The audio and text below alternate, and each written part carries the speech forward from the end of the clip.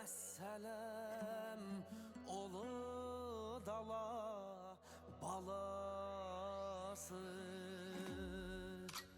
Ей, тәкәппар дүние, бізге де бір қарашы. Таныймысың сен бізді, біз қазақтың баласы, біз қазақтың баласы.